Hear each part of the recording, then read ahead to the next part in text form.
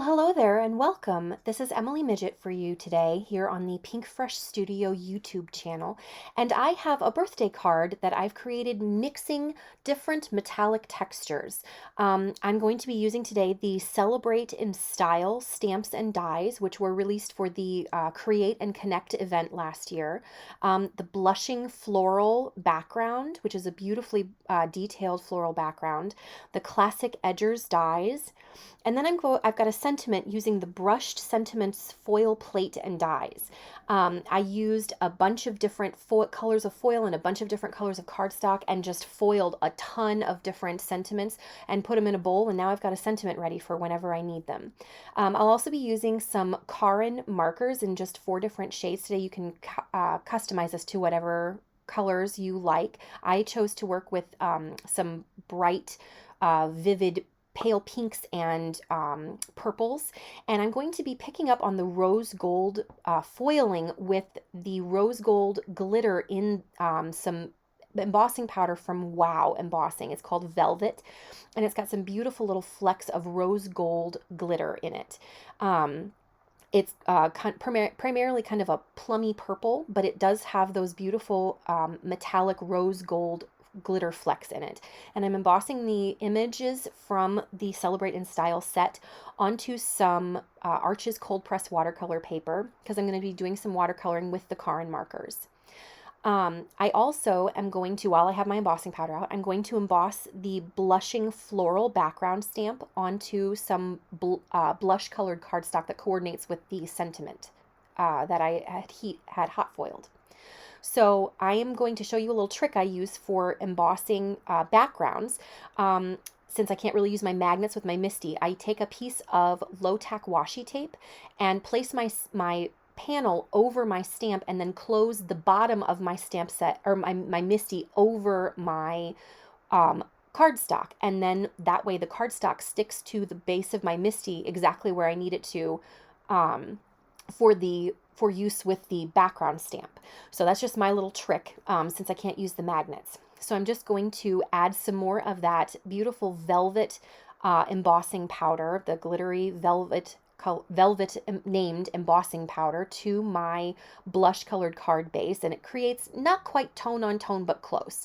And the rose gold glitter flecks in the embossing powder really highlight the rose gold hot foil of our sentiment. So I'm just heating up that embossing powder with my heat gun, and it does take a little bit because this is a very detailed stamp set. So there's lots of area to cover with the embossing gun, but you can see the beautiful sparkle on there, and it's hard to see the rose gold look, but in real life the sparkle is just gorgeous. Now with Karin markers, there are 2 ways you can use them. You can either put the pen directly to your watercolor paper and then use your damp paintbrush to maneuver the color around, or if you want something a little bit less intense, if you want less vibrant color, you can scribble your marker onto a ceramic palette like I've done here. Pick up that color with your damp paintbrush and then put it to your paper. And you can see the vast difference there is between the super intense on the left and the much lighter and more delicate on the right. So now that we've got our heat embossing finished, we're going to do some basic watercoloring with the Karin markers. I've got my stamp chamois, I've got my Karin markers, and I've taped my watercolor piece down to my watercolor board, and I'm just going to do direct to paper with this pale pink for this larger flower. There's not a huge amount of area to worry about shading and depth and shadows and everything, so I'm just doing direct to paper and pulling that color out with my damp paintbrush. If the image were a little bit larger, I probably would use the method of picking up the color from my ceramic palette as opposed to putting the marker directly down, because I do find that if you leave the color from the Karin markers to sit too long on your watercolor paper, the color kind of sinks down and then you get harsh lines, which are hard to blend out. But for this tiny little image, working quickly is not an issue. So the color doesn't have a whole lot of time or area to sink down into the watercolor paper. But we're just doing some basic watercoloring. I'm putting the color down with my Karin marker and then using my damp paintbrush to pull the color out into a smooth fade. But again, we don't have a whole lot of space to work with here.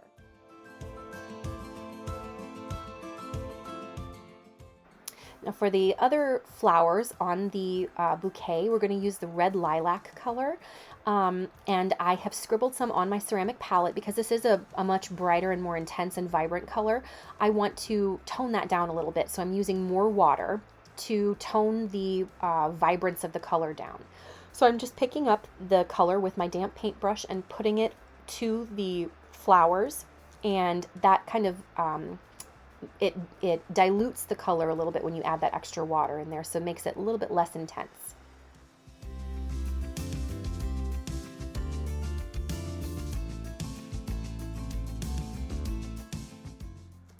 Now for the cake, I wanted to kind of recreate some of those beautiful ombre cakes that you see on Instagram all the time. I get a lot of inspiration from cake decorating. And one of the things that I've seen a lot of lately is an ombre of icing going from the top down on these cakes that I see on Instagram.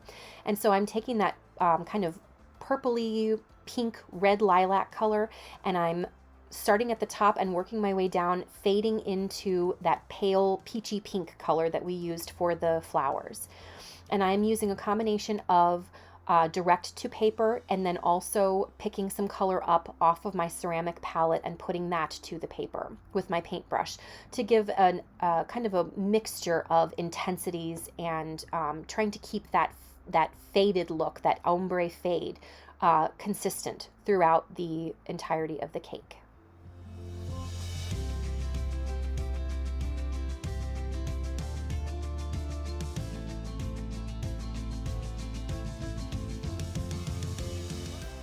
Now here I'm just adding a little bit more intensity on the shadows on the large flower because it is larger and there is a little bit more area to work on it. I mixed some of the red lilac and the pale pink to add a little bit extra oomph and a little bit of extra interest to those flowers, to that large flower and those other smaller peach flowers.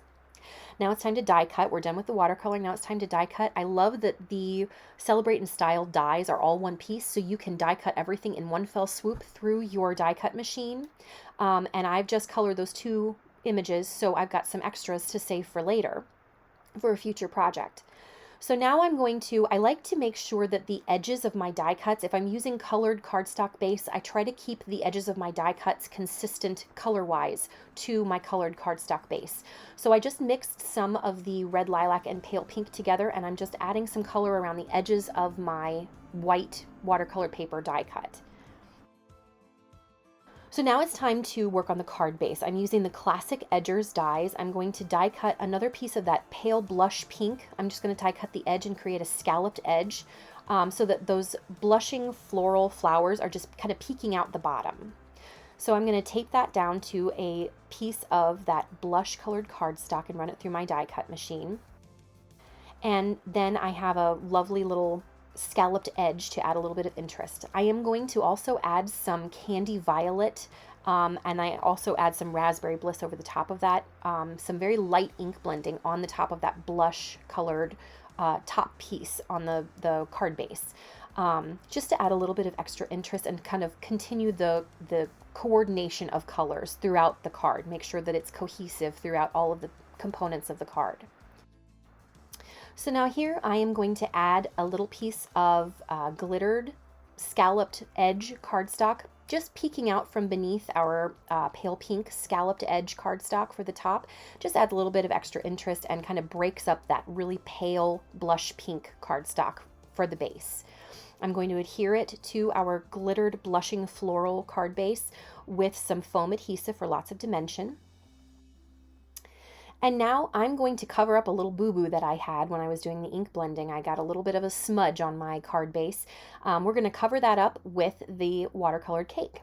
I am going to add some foam adhesive to the cake, and I'm going to add a double layer down on the bottom because I want this cake to be popped up from both the floral card base as well as the scalloped piece that's already popped up. So that requires 2 layers of foam tape.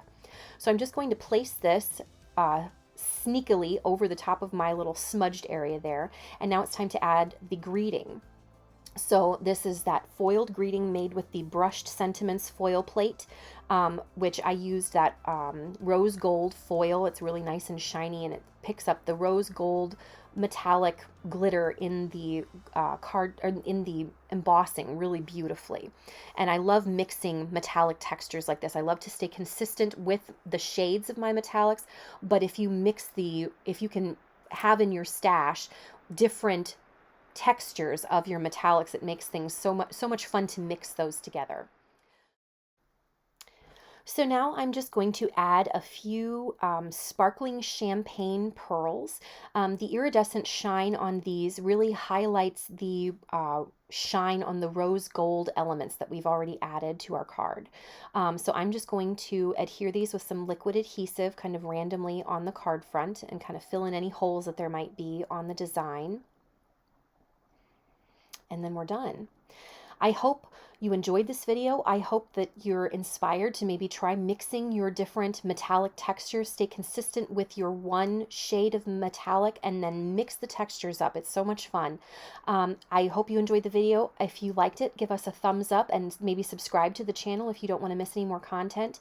And you can always check out all of the products over at pinkfreshstudio.com. Thanks so much for watching. Have a great day. Bye.